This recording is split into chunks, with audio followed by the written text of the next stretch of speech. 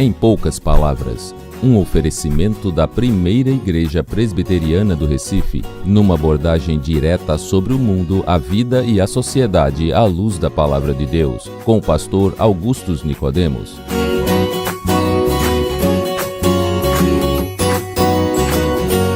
Queridos ouvintes, estamos de volta com o programa Em Poucas Palavras, nos estúdios da Primeira Igreja Presbiteriana do Recife. Pastor Augustus, tudo bem? Tudo bem, Denis. Graças a Deus pelo privilégio e oportunidade de gravar mais um programa, né? Obrigado pela sua companhia e pela sua colaboração. O prazer é meu, pastor, de poder participar desse programa. E agora vamos com a pergunta da Cristina Bial. Então já nossa palavra de saudação aí, viu, Cristina? Obrigado pela sua audiência, pela sua pergunta. E eu estou ansioso aqui para ver o que é que você vai perguntar e o que é que a gente vai responder, né? Manda, Denis. Ela diz o seguinte: ouvi seu programa sobre divórcio e fiquei com uma dúvida. O Senhor falou que adultério é motivo para separação, como diz na Bíblia. É isso mesmo, pastor? É, Denis, isso mesmo. O adultério é causa de divórcio. Na verdade, a Bíblia diz que, além do adultério, o abandono obstinado e definitivo é razão para a separação e liberando a pessoa abandonada para um novo casamento.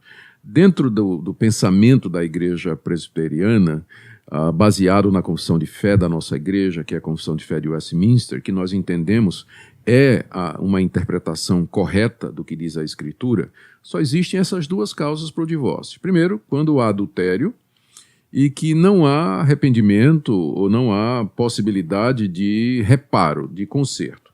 Não significa que se teve adultério tem que ter divórcio. Não, né? De jeito nenhum. Divórcio é a última coisa que a gente vai recomendar num caso de adultério. Nós vamos primeiro tentar recuperar o casamento, o relacionamento. Então isso envolve perdão, reconhecimento do erro, tentativa de se perceber onde o pecado começou para mudar de atitude, de postura e assim por diante.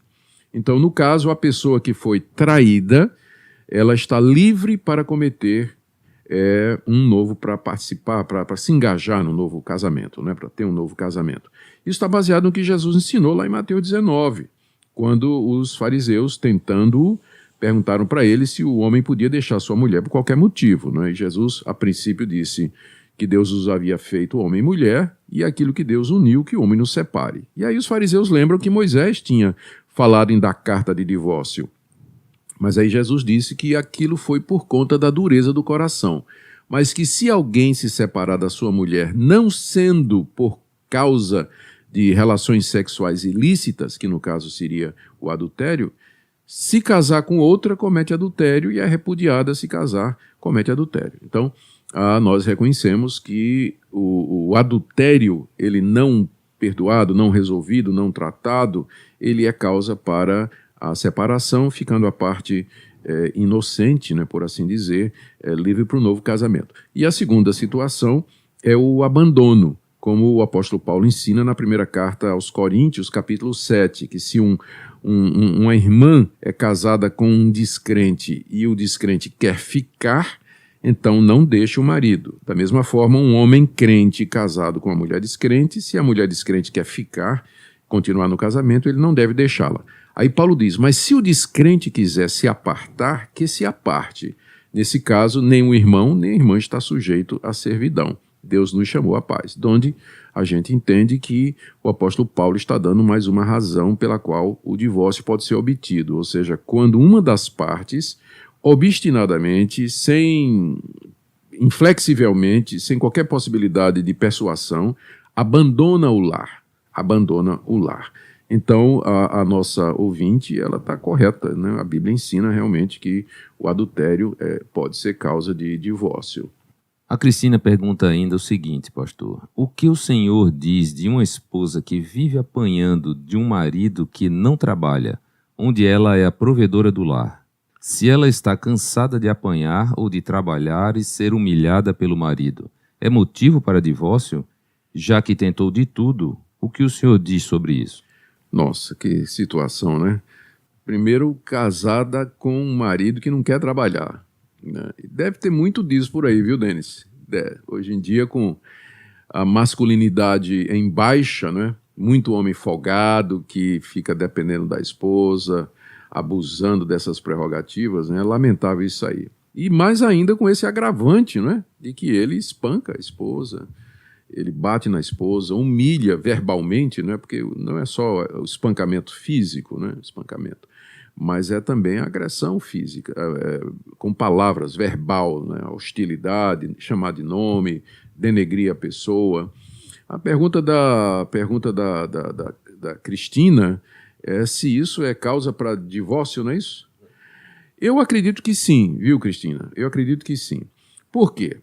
Porque a agressão física da parte do marido se constitui ou se enquadra, no meu ver, e eu creio que na visão de muitos pastores, na categoria de abandono. E é o pior tipo de abandono. Ele já abandonou o casamento, ele já abandonou você, só que fica para lhe espancar. Então, é inaceitável esse tipo de situação do ponto de vista bíblico. Eu creio que se enquadra perfeitamente no que Paulo quer dizer em 1 Coríntios capítulo 7. Ou seja, que se o descrente quiser abandonar, que abandone. Então, e nesse caso o irmão fica livre para casar outra vez. E eu acho que não somente é causa para você pedir o divórcio e obter, mas é caso de polícia, não é? É caso mesmo de denunciar, é caso de levar a situação às autoridades constituídas, porque isso se constitui em crime, não é? Previsto em lei. Então, nós entendemos assim. Agora, é bom lembrar que tem, infelizmente, uma postura ou um pensamento no meio evangélico de que, em caso algum, se pode obter o divórcio. E tem muitos pastores de qualidade, né, de boa reputação, que defendem isso aí. Para eles, o casamento é inviolável, e mesmo tendo havido adultério, mesmo tendo havido abandono ou espancamento, não é lícito o pedir divórcio, ou se o divórcio acontecer, a pessoa, mesmo que tenha sido traída ou abandonada ou espancada, ela não pode casar de novo. Então, essa postura é baseada numa interpretação inadequada de Romanos, capítulo 7, de 1 até 3, onde Paulo fala que a mulher está ligada ao marido enquanto viver. Só que Paulo ali não está tratando de casamento. Ele está usando o casamento como uma metáfora para explicar a relação do homem diante da lei de Deus. Enquanto o homem vive, ele está debaixo da lei de Deus. Paulo não está tratando das exceções que há no casamento. Então, o normal, a regra geral, é que o casamento dura até a morte, até que a morte os separe. Afinal, é isso que a gente promete quando casa, não é? Paulo, então, está tratando desse princípio geral ali em Romanos 8. Também se apela para o que Jesus Cristo disse, aquilo que Deus uniu, o homem não separe. Só que o próprio Jesus, mais adiante, ele vai dizer que se uma pessoa se separar, repudiar sua mulher, não sendo por conta de relações sexuais ilícitas, e com isso ele está dizendo que pode acontecer isso, aquela pessoa cometeria adultério.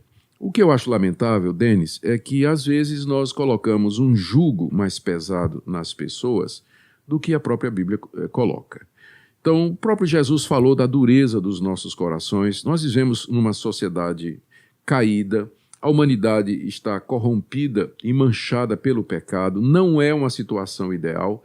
Então, o divórcio, em caso de adultério, abandono / espancamento, ele é permitido como uma misericórdia de Deus para uma humanidade quebrada, caída, manchada pelo pecado, perdidas em suas ofensas. Então, eu discordo profundamente dessa postura que quer ser mais rígida ou que quer uma situação que a própria Bíblia não recomenda. Eu prefiro agir no ato da misericórdia. Agora, eu sou absolutamente contra separar por qualquer motivo, incompatibilidade de gênio, dificuldades em criar os filhos juntos, dizer que o amor acabou. O amor verdadeiro não acaba. O amor é uma atitude que nós cultivamos. O amor é uma postura que a gente assume por obediência a Deus. Então, não creio em casamento terminar ou divórcio por qualquer motivo. eu creio que é possível dentro daqueles limites colocados pela palavra de Deus, e nesses casos que nós encontramos dentro da Confissão de Fé de Westminster, que, como eu já disse, entendo que é uma explicação muito adequada e boa do que ensina a palavra de Deus. Então, sim, Cristina, no caso de espancamento, não é porque a mulher trabalha e o marido não trabalha. Isso não é causa para separação, mas o espancamento eu creio que é, porque se enquadra realmente no caso de abandono. Então, tendo havido isso, eu creio que é possível pedir o divórcio e a pessoa está livre para casar outra vez. Ela diz ainda, pastor, vejo muitos pastores pregando sobre investir no casamento, mas nunca vejo um pastor falando numa situação grave como esta. Pois é, isso é uma missão muito, muito grande nas igrejas evangélicas, não é? Quando os pastores deixam de falar a respeito da violência doméstica contra a mulher. Infelizmente, essa é uma realidade mais presente do que nós gostaríamos ou às vezes imaginamos. Tem muito mais mulher apanhando do marido em casa do que a gente pensa. E no meio evangélico também. Por que a gente não fica sabendo desses casos? A mulher fica com medo. Ela fica com medo de procurar o pastor, procurar as autoridades da igreja ou mesmo as autoridades policiais para relatar. Ela fica com medo de retaliação do marido, de apanhar mais ainda ou até mesmo de morrer, né? Porque tem marido que ameaça de morte, isso aí. Então, os pastores deveriam estar atentos para isso. Essa é uma realidade. Deveriam pregar a respeito disso. A Bíblia está cheia de orientações sobre como o marido deve tratar a mulher. Paulo, em Efésios capítulo 5, ele diz que o marido deve amar a mulher como Cristo amou a igreja e se entregou por ela. Renunciou a si mesmo em prol da esposa, para cuidar dela, prover para ela, ser um suporte para ela, ser um companheiro, amigo. É isso que a Bíblia diz que o marido deve ser para com a esposa. Um marido que espanca a mulher, a vontade que me dá, porque eu sou crente, viu, Denis e pastor, mas a vontade que dá é pegar um cabra desse e dar-lhe uma pisa, uma surra, né, para ele sentir o que é isso aí, mas eu não posso fazer isso. Mas é a vontade que dá. Mas nós podemos ensinar sobre isso. Agora, é inadmissível que um homem crente em Jesus Cristo, que nasceu de novo, trate a sua esposa dessa maneira. Então a igreja deveria disciplinar um homem desse e excluir da comunhão. Um homem desse não pode ser crente, que trata a sua mulher dessa forma. Deveria excluir da comunhão da igreja, aplicando a disciplina que o Senhor Jesus mandou para aqueles falsos mestres ou falsos membros professos que estão dentro da igreja. Ela ainda faz um último comentário, pastor, particularmente quando essas situações acontecem na frente dos filhos. É um agravante, né? Já pensou? O marido humilha a esposa, bate nela e ainda faz isso na frente dos filhos, né? Então ele está completamente desqualificado. É caso realmente de pedir e obter o divórcio. Se não for possível uma reconciliação. Se esse marido é membro de uma igreja, eu creio que a esposa, antes de partir para os finalmente, não é? Tomar uma decisão final, ela deveria procurar ajuda da igreja para tentar uma reconciliação, para que o pastor converse com aquele homem, para que ele seja levado ao conselho da igreja, que aquilo seja tratado, para que vê se há arrependimento ou mudança de vida. Não sendo possível, o divórcio não é só possível, mas eu creio que é o caminho a ser seguido. Obrigado, pastor. E assim, queridos ouvintes, encerramos mais um programa em poucas palavras. Quero agradecer sua audiência e aqui está o pastor Augustus Nicodemos com sua palavra final. Muito obrigado, querido ouvinte, pela sua audiência e a você, Cristina, nosso abraço. Deus abençoe e a todos aqueles que nos acompanham.